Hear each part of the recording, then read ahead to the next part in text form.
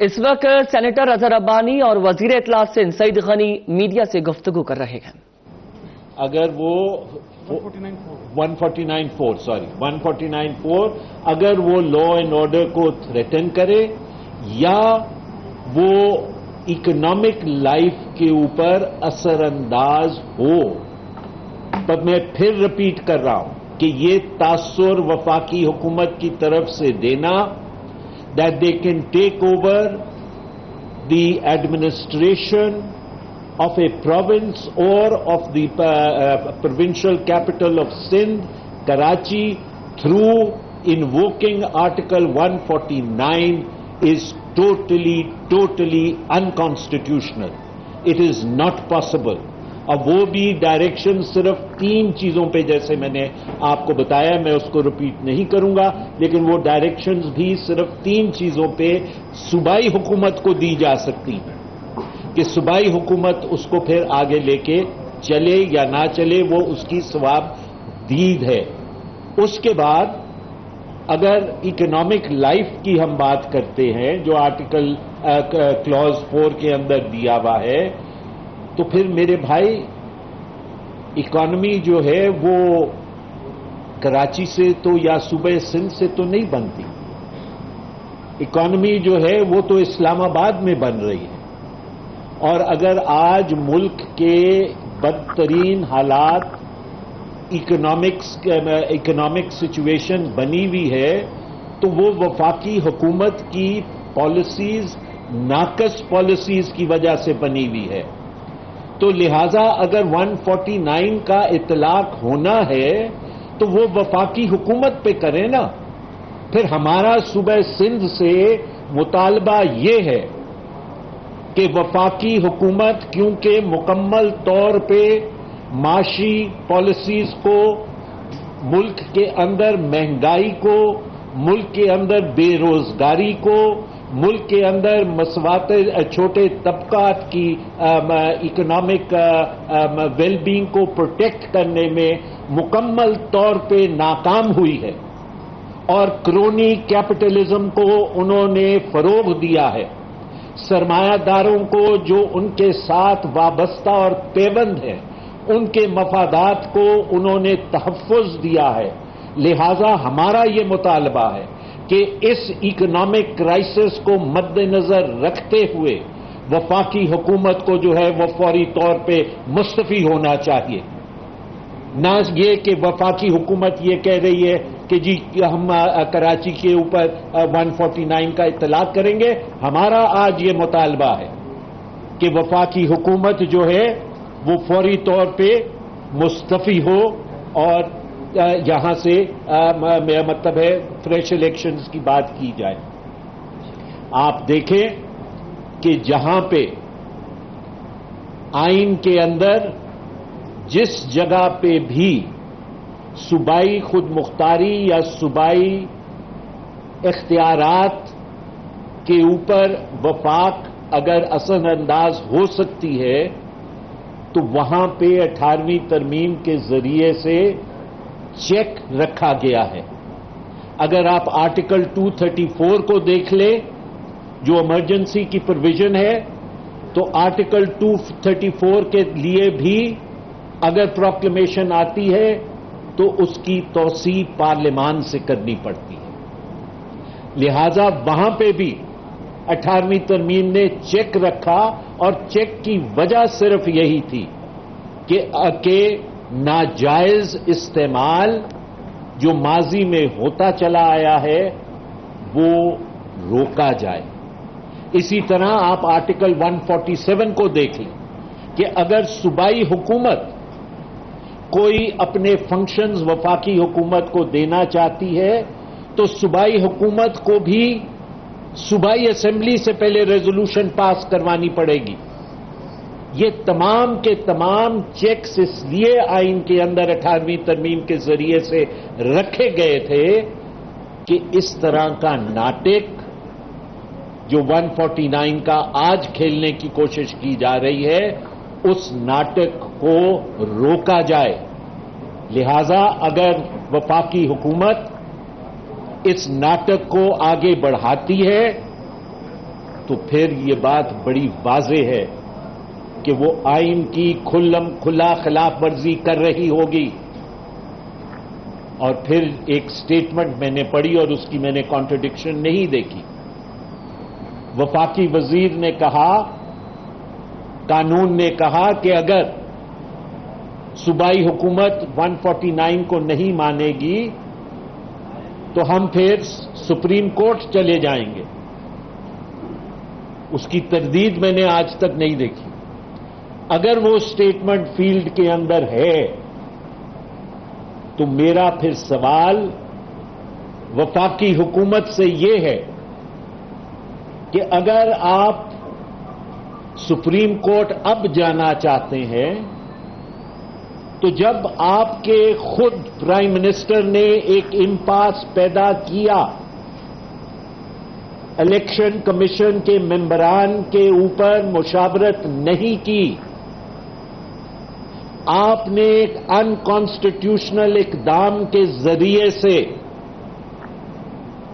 Election commission کے ممبران کا تقرر کیا، اور پریزیڈنٹ جو کسٹوڈین ہے آئین کا، وفاق کا، اس نے آئین کی خلاف ورزی کی اور اس نے اس نوٹیفیکیشن کو پہ سائن کیے، تو پھر اس صورت میں آپ کیوں نہیں گئے سپریم کورٹ کے پاس؟ آپ نے وہ غیر آئینی اقدام اس وقت کیوں اٹھایا؟ پھر آپ بات کر رہے ہیں سپریم کورٹ کی، جو جی آئی ایس سی کا جو آرڈیننس آپ نے راتوں رات جاری کیا، اس میں وہ تمام کے تمام میٹرز جو تھے وہ سپریم کورٹ کے اندر پینڈ کر رہے تھے. آپ نے سپریم کورٹ کے اندر یا سپریم کورٹ میں اپنا نو کانفیڈنس شو کیا، اور آپ نے جو ہے وہ آرڈیننس رات کے اندھیرے میں نکالا تاکہ آپ اپنے کرونی کیپٹلسٹ کو جو ہے وہ فائدہ پہنچا سکیں.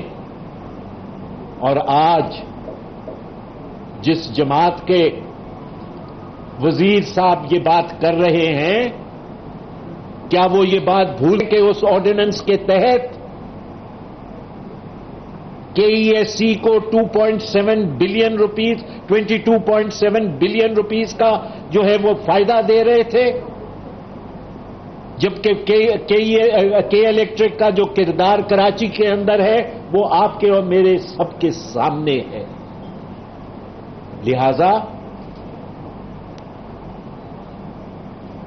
ہوش کے ناخن لیں. اب میں آپ سے کچھ سیاسی بات کرنا چاہتا ہوں،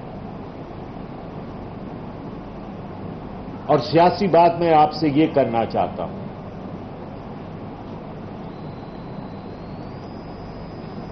کہ دیکھیں، مجھے سمجھ میں اس بات کی نہیں آ رہی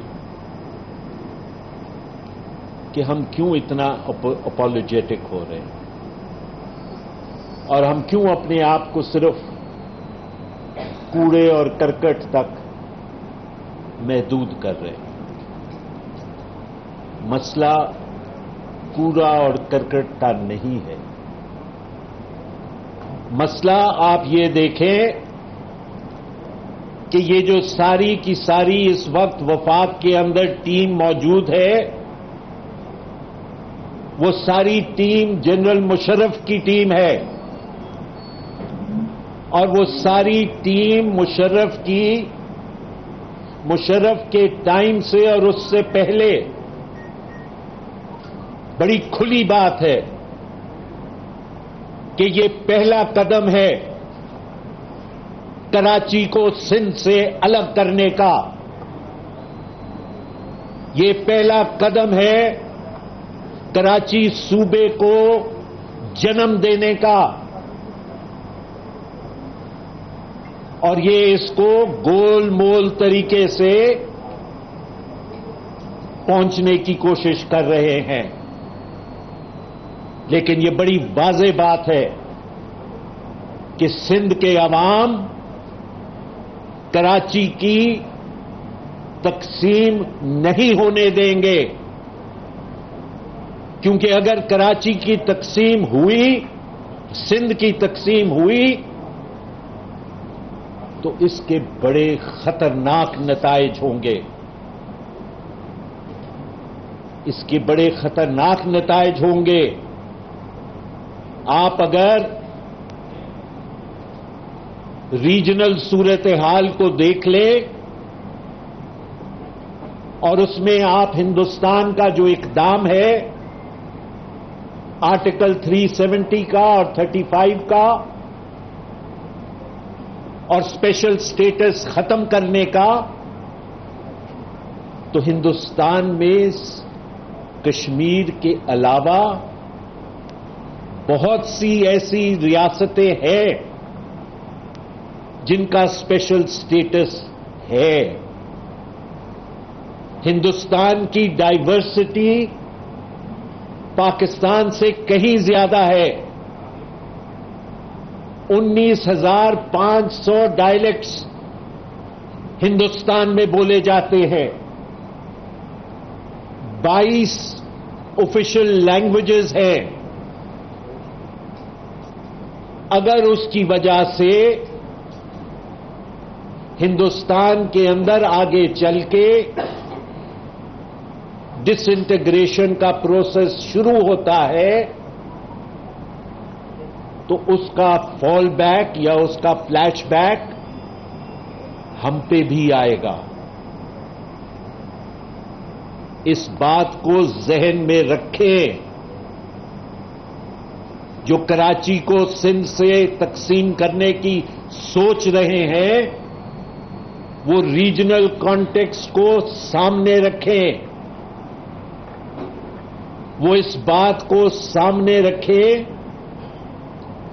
کہ اس وقت بلوچستان کے اندر بیرونی ہاتھ موجود ہے، جس کی وجہ سے بہت سی ایسی موومنٹس جو ماورائے آئین ہیں وہ چل رہی ہیں۔ اس کے ساتھ اب خیبر پختونخوا جو پہلے تھا، وہاں پہ بھی ایسی تحریکیں موجود ہیں۔ تو جہاں پہ ایک ایشو سیٹلڈ ہے، آپ اس سیٹلڈ ایشو کو کس لیے دوبارہ اٹھانا چاہتے ہیں؟ کیا میں یہ کہوں کہ آپ کسی کے بیرونی ایجنڈے پہ کام کر رہے ہیں؟ کہ آپ چاہتے ہیں کہ سندھ اور پنجاب کے اندر اگر اسٹیبلائزیشن ہے اس حد تک، تو اس کو بھی ختم کیا جائے اور ایتھنک بنیاد پہ یہاں پہ بھی ڈی اسٹیبلائزیشن پیدا کی جائے؟ اور پھر آپ نے اس کو اناؤنس کرنے کا یا بات کرنے کا موقع آپ نے کون سا چنا؟ موقع آپ نے وہ چنا جب پوری قوم لگی ہوئی ہے اس بات کو ایکسپوز کرنے کے لیے کہ ہندوستان نے کشمیر کے اندر فنڈامنٹل رائٹس کو کچل دیا ہے۔ ہندوستان نے کشمیر کے اندر 370 آرٹیکل کو ختم کر کے کشمیر کی سٹیٹس کو تبدیل کر دیا ہے۔ جب پوری قوم اس سمت میں لگی ہوئی ہے تو آپ کو کراچی کے اندر 149 لانے کی بات کرنے کی کیا ضرورت ہے؟ کیا یہ اور وہ اقدام پیرالل اقدام نہیں ہے؟ کیا یہاں پہ بھی آپ صوبائی خود مختاری کے اوپر شب خون مارنا نہیں چاہ رہے؟ تو پھر میں کیا کہوں؟